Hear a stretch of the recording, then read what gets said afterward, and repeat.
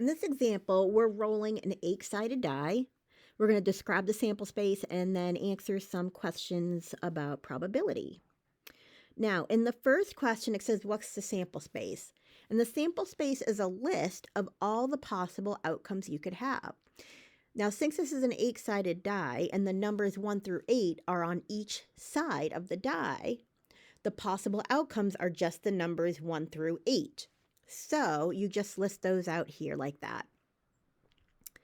Now, for part B, it says there's an event A, and that is that the outcome is 3. That means if I roll a dice, that the 3 is going to come up face up. What's the probability of event A? Meaning, what's the probability of rolling a 3? There's only one side that has a 3 on it, and so that's a 1 in 8 chance. So when I put that in on the calculator, 1 over 8 to get it in decimal form, that's 0.125.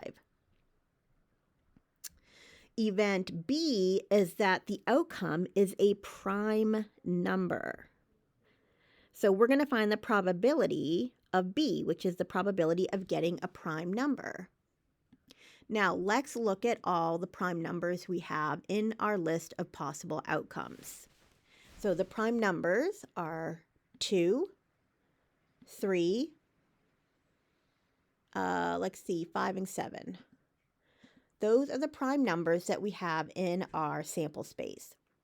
So there are 4 prime numbers out of the 8. So that's a 4 in 8 chance, or when you put it in decimal form, 0.5. So the probability of getting a prime number is 0.5.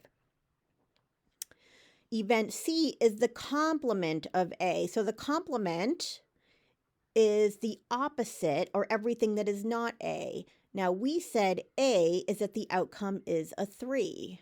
Let me erase this. So let's do event A in pink. Event A is in pink. I'll highlight that. That's if we roll a 3. So everything else I'll do purple. Well, that's hard to read. Let's do blue. Everything that's not 3 is the complement of A. So 3 is the event A, if we roll a 3. The complement of event A, which is event C, that's in blue. So we have 1, 2, 3, 4, 5, 6, 7 out of 8 possibilities to get an outcome for event C.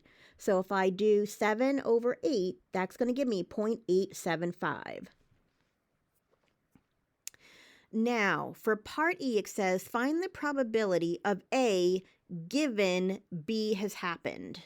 So I think we did B in green. So let me erase what we have here. Whoops.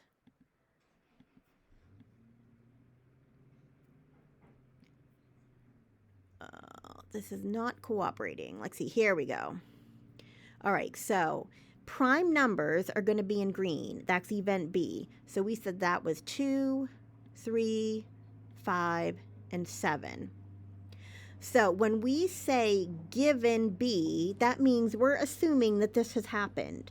So we're taking it out of that event. That assumption has happened. So I want to find the probability of A out of these greens. What is A? A is that the outcome is 3. So here's 3. So where 3 and green overlap, or pink and green overlap, that is this right here, because we're looking for getting a 3 out of the green values, out of the prime values. So that's 1 and 4. So 1 out of 4 is 0.25. Okay, let's look at the next example. We're going to find the probability of A and B. A is that it's 3. B is that it's a prime number. So 3 is this. Our prime numbers are here. So where the pink and the green overlap out of the total, we're not doing this out of a particular assumption where we're only taking it out of a subgroup. We're doing this out of the total.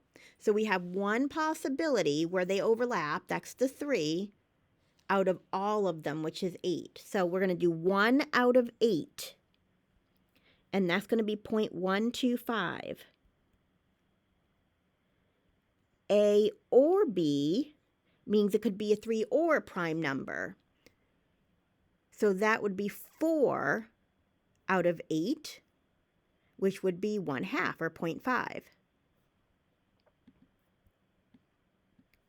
Now the last one says we're doing the complement of A and B. We're looking to see where those overlap. What values or what outcomes have both of those conditions?